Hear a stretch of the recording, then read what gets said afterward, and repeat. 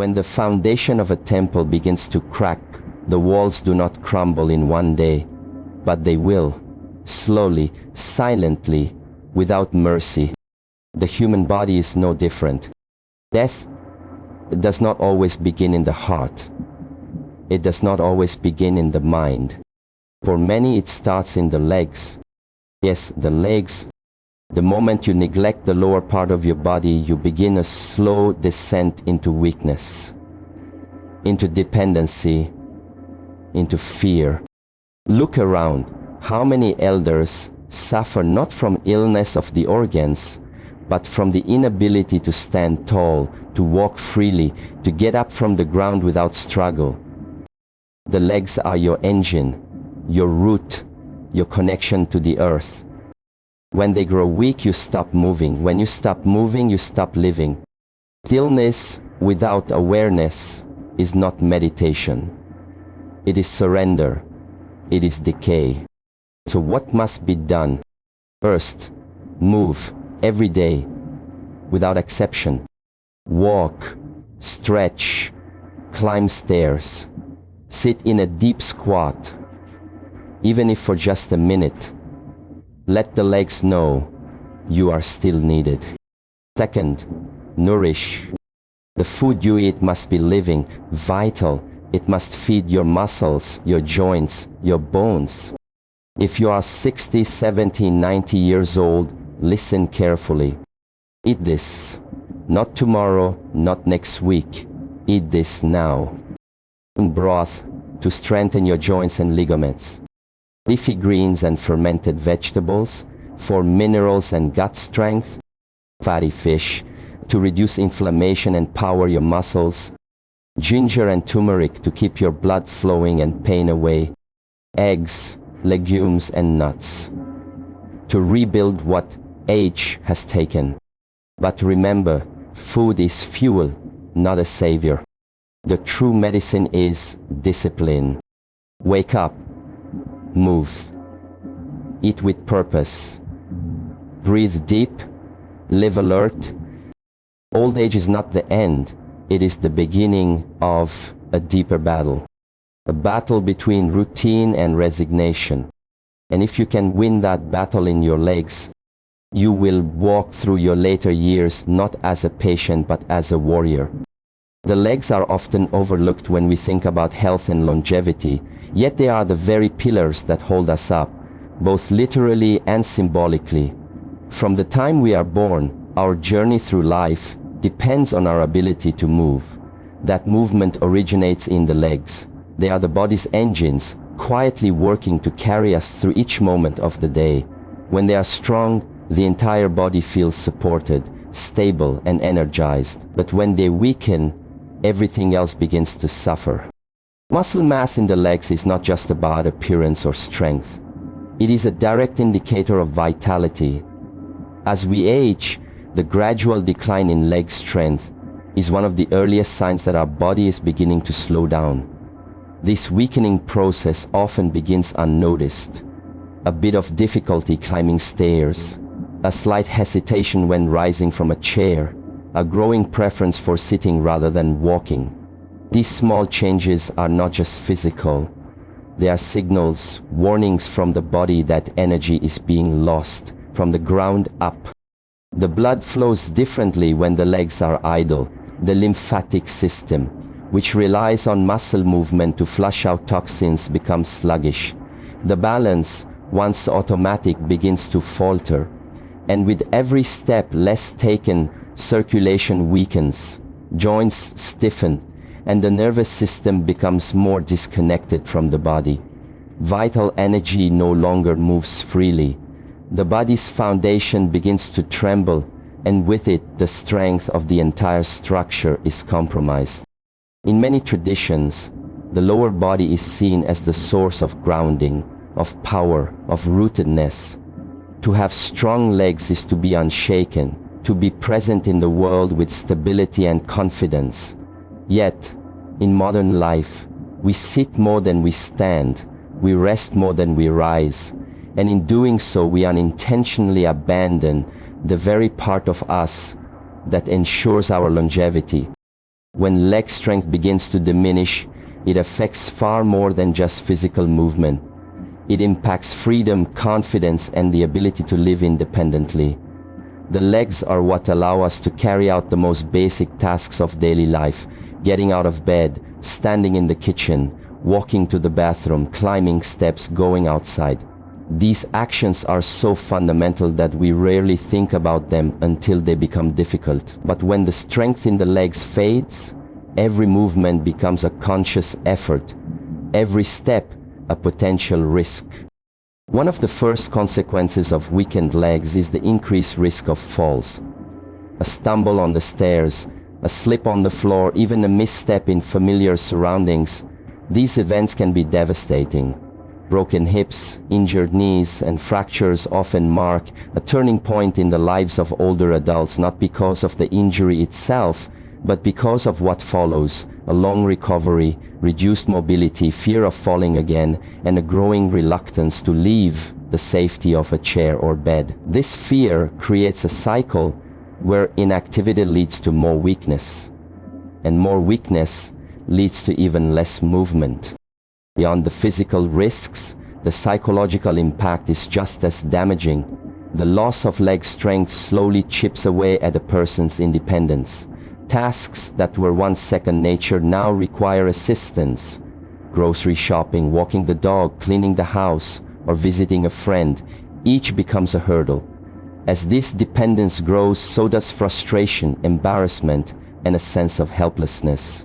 Relying on others for basic needs can feel like losing control over one's own life. The decline in leg function also creates a divide between the individual and the world around them.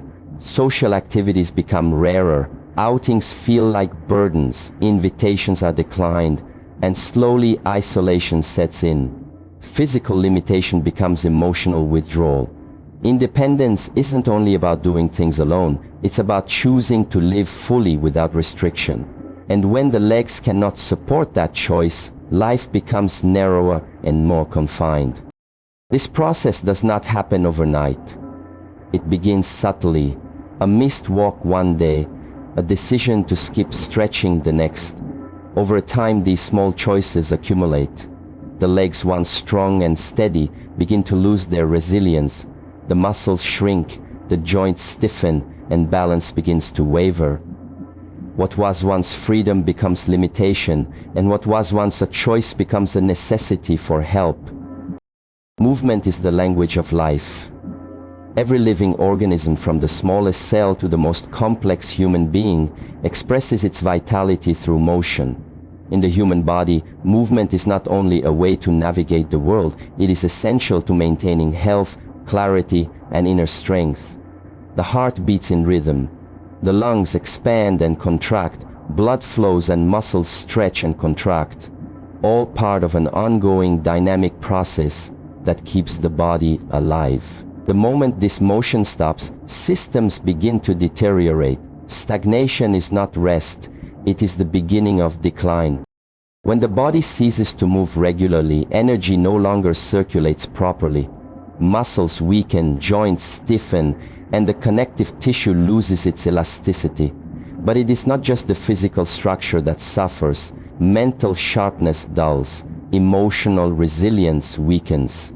Without movement, the breath becomes shallow, the posture collapses, and the spirit grows heavy. The entire organism starts to operate below its potential, not from disease, but from disuse. In daily life, physical stillness often disguises itself as comfort. Chairs, cars, screens, conveniences that encourage a sedentary existence. But comfort, when extended too long, becomes a silent trap. The more the body remains still, the harder it becomes to break free from that stillness. Movements that once felt natural, bending, turning, walking, rising, begin to feel foreign. The muscles no longer respond with ease, the coordination fades, the rhythm is lost. In traditional wisdom, movement is not merely exercise, it is expression. It is a practice that connects mind, body, and breath. Through movement, tension is released, internal heat is generated, and awareness is sharpened. It is how the body cleans itself, fuels itself, and stays responsive to life's demands. Movement stimulates the lymphatic system, supporting immunity. It activates circulation, delivering oxygen and nutrients to the cells. It maintains the strength and integrity of the bones and muscles. Every deliberate motion is a reminder to the body, you are alive and you are needed. Without this regular activation, the body begins to forget. It forgets how to stand tall. It forgets how to adapt. It forgets how to recover. And once this forgetting sets in, it becomes harder to remember what it felt like to move freely, without hesitation or pain. Movement, no matter how small or gentle, acts as a signal, waking up the system, calling energy into the limbs, and anchoring presence into the moment. To stop moving, even in subtle ways, is to let that signal fade, and with it, the body's instinct to thrive. The strength of the lower body is not built by movement alone. It also requires nourishment. Just as a tree draws nutrients from the earth to keep its roots strong and trunk stable, the human body depends on what we consume to maintain the vitality of our legs, hips, and joints. Food is more than fuel. It is medicine, information, and life force. What we choose to eat determines how well our muscles function, how fluid our joints remain, and how effectively we recover from stress and strain. The legs house some of the largest and most powerful muscles in the body, the quadriceps, hamstrings, glutes, and calves. These muscles demand nutrients that support energy, repair, and endurance. Without adequate protein, the muscles begin to shrink. Without healthy fats and minerals, the joints lose their lubrication and resilience. When the lower body is undernourished, strength fades, stability weakens, and even the will to move begins to disappear. Certain foods have a direct impact on the vitality of the lower body. Protein-rich sources like eggs, legumes, fish, and lean meats help repair muscle fibers and maintain mass. These are especially crucial as we age, when the body naturally begins to lose muscle each year. Calcium and magnesium found in leafy greens, seeds, and nuts fortify the bones and support the transmission of nerve signals to the muscles. Potassium, abundant in bananas, avocados, and sweet potatoes, aids in muscle contraction and fluid balance, preventing cramps and stiffness. Fermented foods such as kimchi, sauerkraut, kefir, and miso contribute to gut health, which is closely linked to nutrient absorption and inflammation control. When the digestive system is functioning well, the body can extract and use the nourishment it receives more efficiently, feeding the tissues that need it most. Anti-inflammatory herbs and spices like turmeric, ginger, and garlic improve blood circulation, reduce pain, and keep the joints supple, supporting smooth and pain-free movement. Hydration also plays a subtle but essential role. Water carries nutrients to the cells, cushions the joints, and helps maintain the elasticity of tissues. Without enough hydration, the legs feel heavy, slow, and less responsive. The connective tissues begin to dry out, making movements stiffer and more vulnerable to strain. Nourishment is not just about what is eaten, it is also about consistency and awareness. The lower body, which does so much of the labor, must be consciously supported with food that strengthens, restores, and energizes. This nourishment must be intentional, not passive. It must come from a place of respect for the body's effort and a desire to maintain the integrity of its foundation. Every bite becomes a contribution to resilience. Every meal, a chance to rebuild. Discipline is what turns knowledge into transformation. It is not enough to know what to eat or how to move. True change comes from doing it consistently, even when it is inconvenient, uncomfortable, or unmotivated. Discipline is the quiet force behind longevity. It does not shout or seek recognition, but it is present in every decision to rise early, to stretch when the body feels stiff, to prepare a nourishing meal instead of reaching for something easy and empty. It is the thread that holds a person's health together when time and age begin to test the body. There is a tendency to search for shortcuts, a pill, a powder, a quick solution. But real strength, real healing, and real resilience come from repetition. From waking up each day and choosing the path that serves the body, even when it is not the path of least resistance. Discipline is waking up when the world is still quiet and using that time to care for the body before the distractions of the day arrive. It is resisting the pull of convenience in favor of what sustains vitality in the long term. The legs do not grow stronger from a single exercise, just as the body does not transform after one healthy meal. Discipline understands the value of small actions done daily. It honors the process rather than seeking immediate reward. It is patient but unyielding. It teaches the body to endure and the mind to commit. In discipline, there is a kind of quiet respect for the body, a recognition that life is precious and that health is something to be earned each day, not assumed. This medicine, discipline, requires no prescription. It costs nothing but effort, and yet it is one of the rarest and most powerful forms of healing. It sharpens the mind, steadies the breath, and strengthens the will. It keeps the body from falling into patterns of decay and keeps the spirit alert. Even when age brings limitations, discipline makes adaptation possible. It says, you may slow down, but you do not stop. It does not fear time. It moves with it, not against it. To rely on discipline is to place trust in your own effort. To believe that consistency can overcome decline, that persistence can rebuild what has been weakened. While others wait for motivation, discipline moves. While others give in to pain, discipline adapts.